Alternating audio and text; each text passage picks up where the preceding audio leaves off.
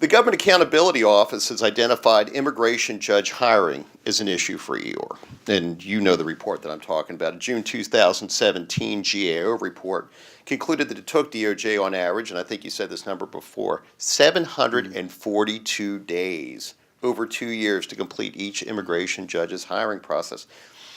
What steps is the Department of Justice taking to hire immigration judges more quickly? This actually began just before I came back to Eeyore, and also just before the report came out. The Attorney General actually in April of 2017 announced a streamlined hiring process in order to address this very issue.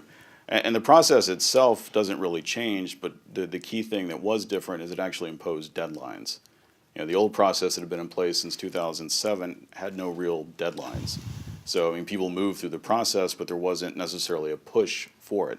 And something as simple as imposing deadlines for each of the components to review has actually had a significant impact.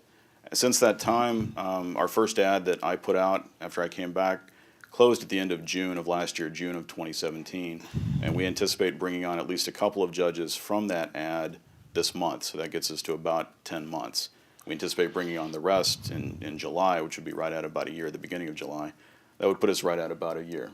So we've been able to, so far, reduce the hiring time from 742 days to 365 or less. So it's about 50%. So you're telling me that part of that 742 days was because files were sitting on people's desks? I don't know if files were sitting on people's desks or not, but deadlines certainly make a difference.